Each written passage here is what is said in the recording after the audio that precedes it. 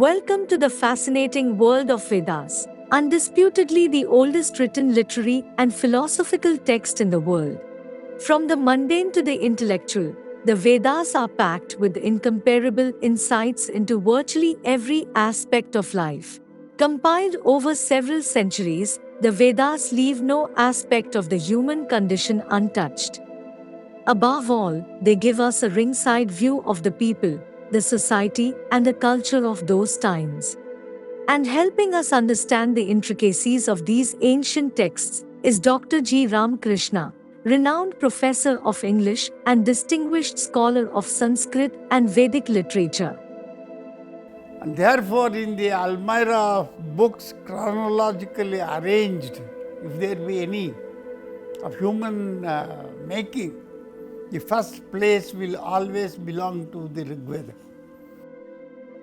Graduating from the University of Mysore, Dr. G. Ramakrishna obtained his Masters in English Literature from the University of Wales, United Kingdom. On his return to India, he joined the prestigious National College in Bangalore as Professor of English Literature. In his long and illustrious career at this venerated institution, Dr. G. Ramakrishna earned the love and respect of students not only as an excellent teacher, but also as a friend, philosopher, and guide. A prolific writer, Dr. G. Ramakrishna has authored several books on the Vedas, the Bhagavad Gita, and other Puranic texts. A man of many parts, Dr. G. Ramakrishna is an accomplished exponent of yoga, has a keen ear for music, is an avid trekker, and an inveterate globetrotter. And so, dear viewers, here is Dr. G. Ramakrishna in his own words. The Rig Veda is an amalgamation of several texts written over a period of 500 to 1000 years, whose chronology and authorship are unknown. In this episode, Professor G. Ramakrishna delves into the minds of the Vedic poets to help us understand the sentiments, sensibilities, the conflicts of the period, as well as the manner in which they contemplate the mysteries of nature such as creation, death, etc. Let me begin with an interesting anecdote. All of us are familiar with the name of Ishwar Chandra Vidyasagar. There was one R.C. Dutt. He was in the Indian Administrative Service of those days. Studied in England, so many things. Anyway, R.C. Dutt once approached Ishwar Chandra Vidyasagar, who was a Vedic scholar. He said, I want to study the Veda, so please teach me. Ishwar Chandra said, I don't have any time for teaching, but I can give you very good teachers. I'll suggest to you the name of a person who is very well into the study of the Veda. And he mentioned the name of Haraprasad Shastri, who was a renowned scholar of those times. He had by then already translated the Rig Veda into Bengali. He had been teaching in the Sanskrit college in Calcutta. So Ishwar Chandra said, please go to him and he will be the best teacher for you.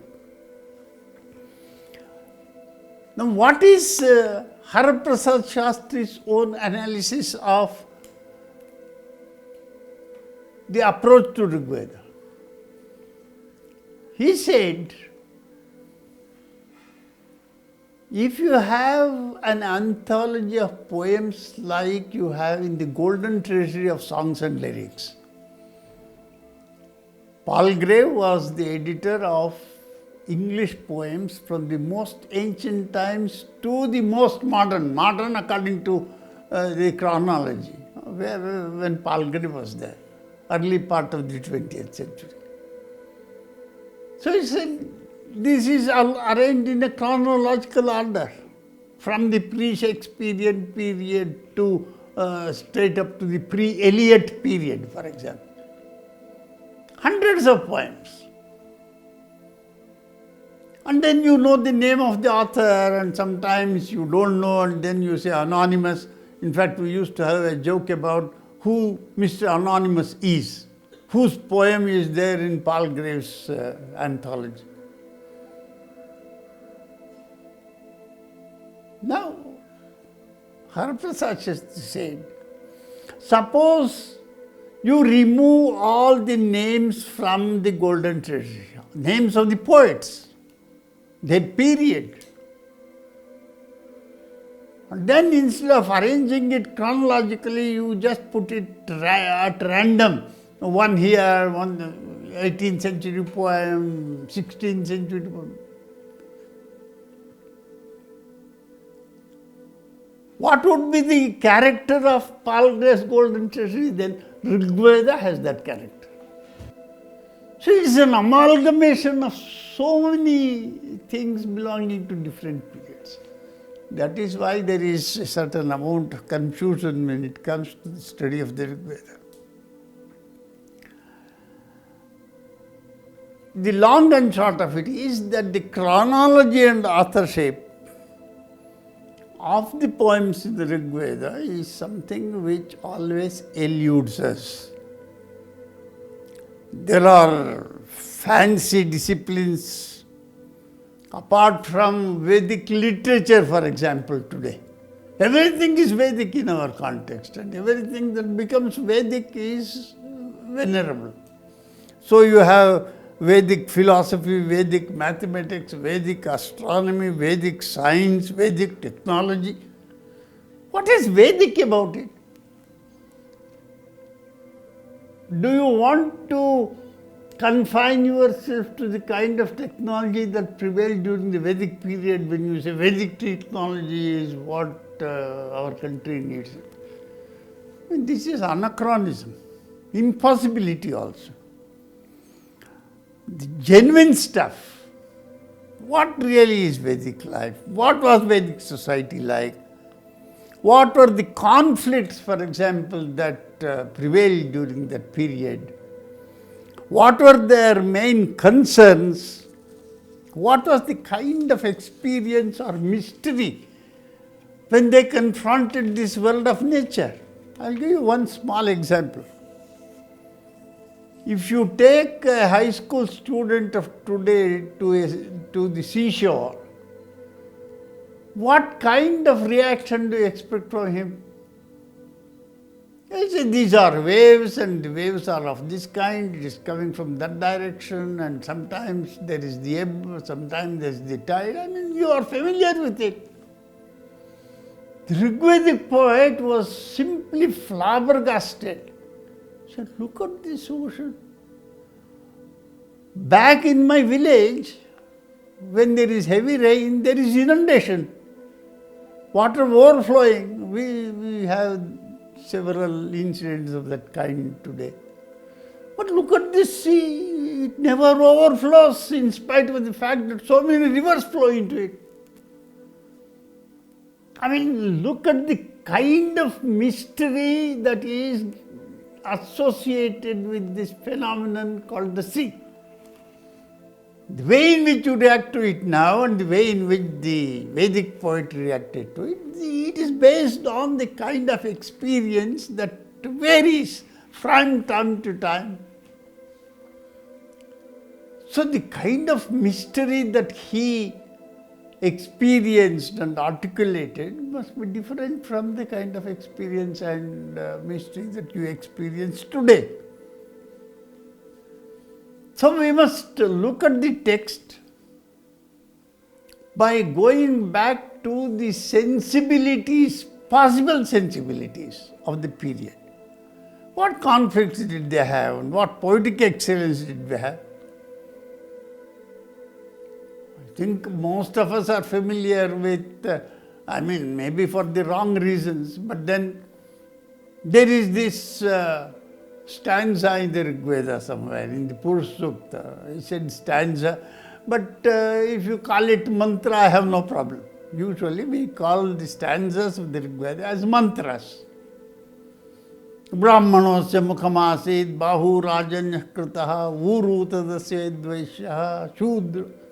This is a stanza which everyone knows. So is that the only kind of thing that is to be found in the Rig Veda? The stratification of society, the high and the low.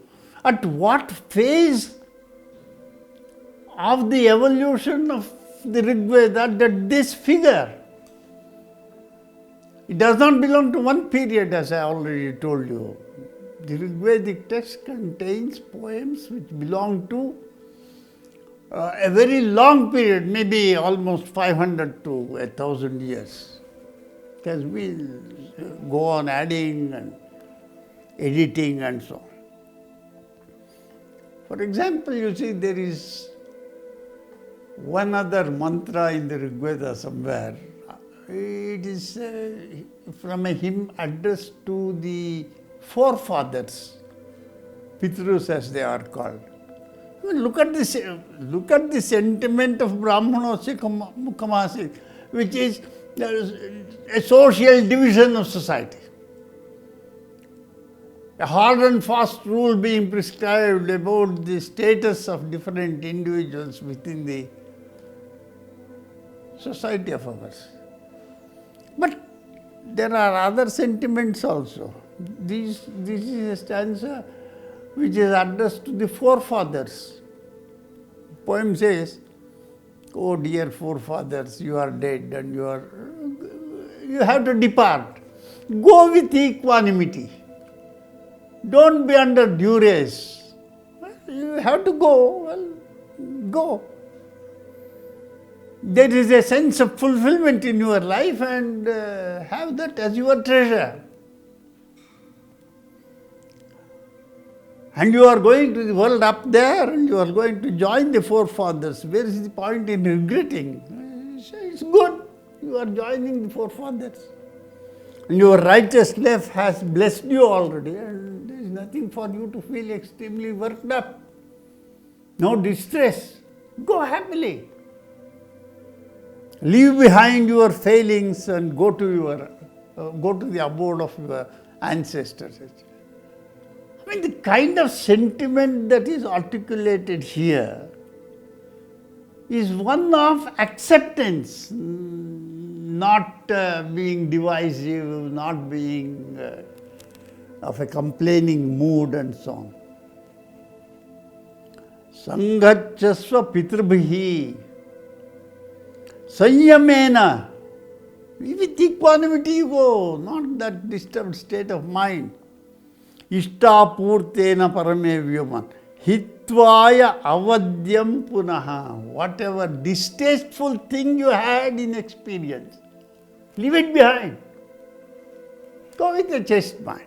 The kind of sentiment towards the phenomenon of death, it determines the path of various schools of thought in world philosophy. Now, the Rig Veda also has a certain philosophy with respect to this phenomenon called death. Not one of perturbance, no perturbation whatsoever. Not one of fear, but a kind of satisfaction. Yours is a life fully dedicated to something, you have fulfilled it, and therefore there is nothing that should bother you at the time of death. Go happily, in a wonderful mood. And your fathers are waiting for you there, forefathers are there in the Pitraloka. And there's a transit point for going to Devaloka later on, perhaps. Now the poet in the Rig Veda says, Sangachasva pitruvihi sanyamena. Without any kind of a mental agony, conflict. Ishtapurtena parame vyoman. You have a right to be complacent about this because you have done what was expected of you. I mean, that's what you could have done and you have fulfilled it.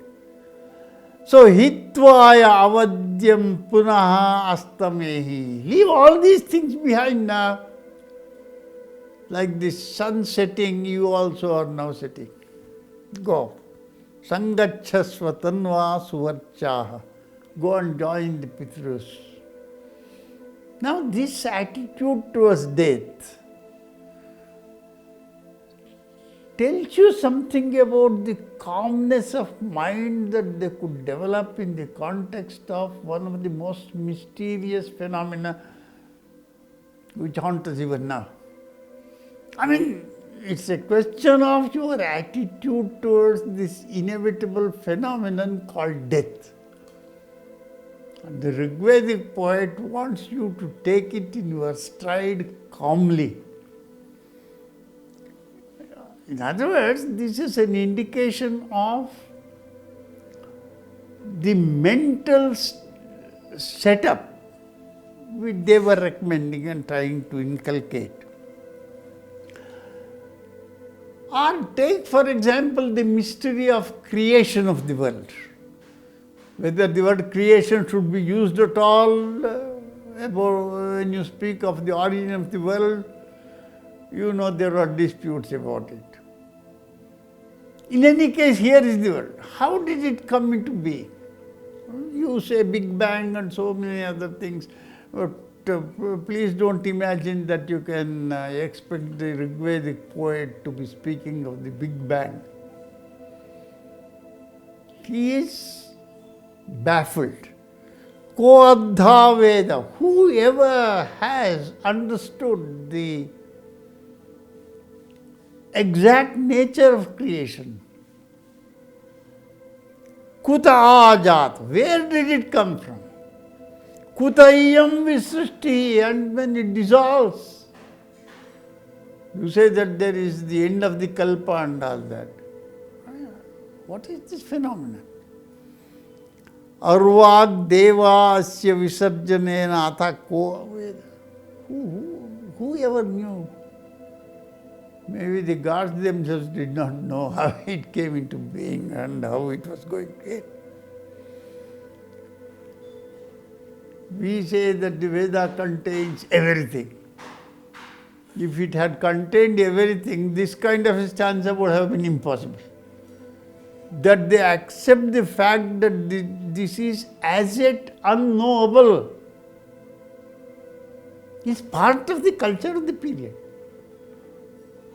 There is a very well-known statement which says that there are several things unknown in the world, but there is nothing that is unknowable. What is known and what is knowable are different. Knowable, today it is not known, but tomorrow, another day. That is how, you see, knowledge evolves. Anyway, let us look at another context. We speak of the glory of the sacrifice, what the sacrificer obtains by it, what accrues to him. What is the kind of sentiment that some of the Rig Vedic poets have in the context of sacrifices, for example? Here is a stanza addressed to a deity called Indra. And the poet is telling him, you are a mighty Lord, aren't you, Indra? So what should you do? Asunvantam samam jahi dunasham yo nate mayaha asmabhyam asya vedanam danthi surishchidohate. I am very honest, I am dedicated to offering oblations in the sacrifice. But look at the other fellow. Asunvantam, he does not offer sacrifice. What should be your attitude towards him vis-a-vis the attitude towards me? You must bless me and curse him. This is the Rig Veda. Asunvantam samam jahi, go and smash him. Samam jahi, cut off. Dunasham yo natemaya. He cannot be a person to be found very pleasing by you. So go and destroy him. Asmabhyam asya vedam. Not only should you destroy that fellow who does not offer oblations to you in sacrifice, you please get me all the wealth that he possesses. Asmabhyam asya vedanam dadhi. Whatever that asunvanta is there, hand it over to me, because I am such a faithful performer of the sacrifices, oblations to you and so on. Why should I give it to you? Surishchido hote. You see, I am such a penitent person offering oblations. I deserve to get it.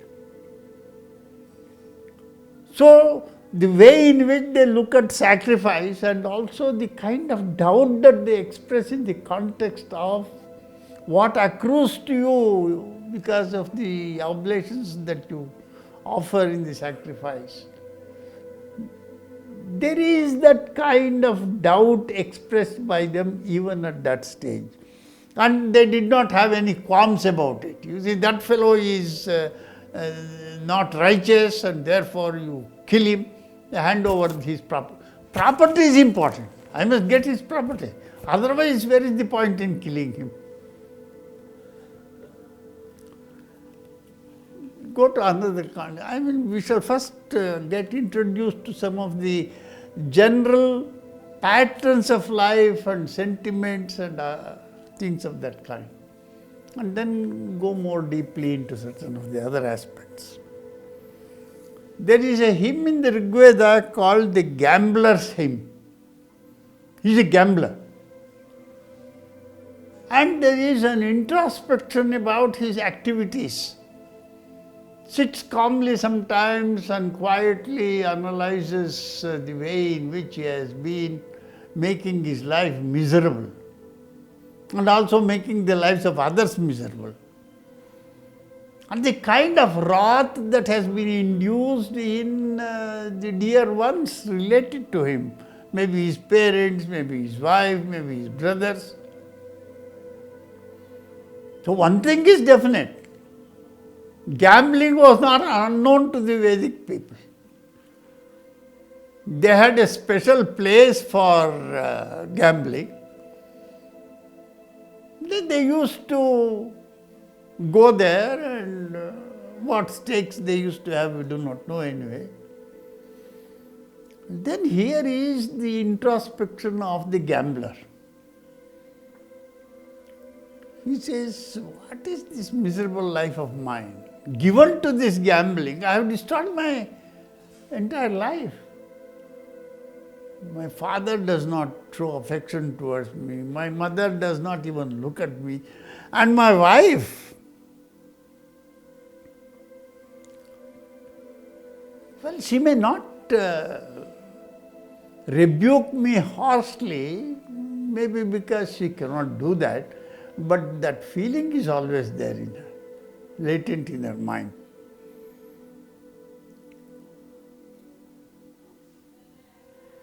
So I lost my wife also. So I must give up. Yes, today I am going to make up my mind. I am no longer tread my path towards that gambling den. I will not go there anymore. And then he says, all these things, I made up my mind regarding these things. And the other day I was passing along the road, and there was that sound of the aksha, the dice that they play. And without my knowledge, I was already there in the gambling den. I did not intend to go there, but then the fascination, it drew me towards. What does it say? Namami metha na jihila esha shiva sakibhya utamakhya masit akshasyaham yekaparasya hetoho anuratam apajayam arodham. My life is in shambles thanks to this addiction to gambling, etc. Now, in any case, this gives you some idea about another facet of life of the Vedic period. In an Apaurshaya text, you have what Purushas are doing. Purushas are in this society, they are all parts of this society.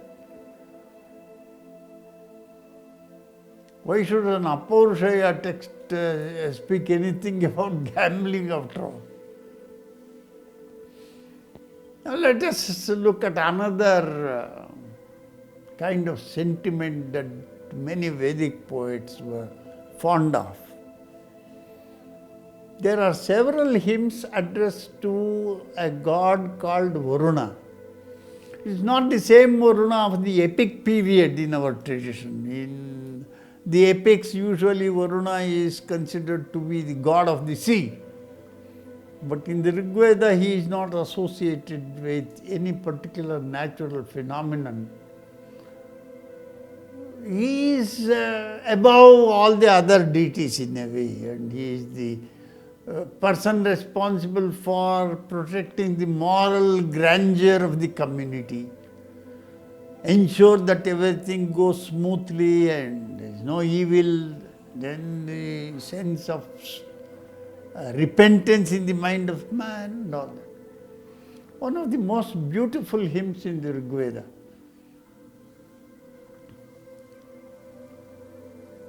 says, Varuna, I am an ordinary mortal after all. I mean, susceptible to all the things that you must expect of man. Yachidhite vishoyatha pradeva Varuna. Varuna is the one who is in charge of the moral order and moral code, whatever. Vrata. This is the kind of life that you should lead. These are the kinds of mores that you should observe.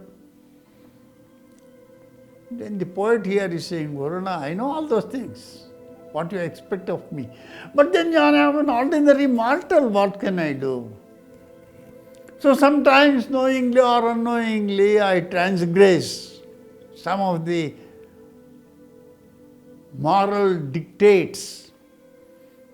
Minima siddhya vidya. Day in and day out I am violating all those things I know very well. And after all I am an ordinary human being. What can I do? I might have been dishonest and therefore done something against the interests of others. Jane abhidroham manushyascha ramasya. After all, I am a human being. I have my failings.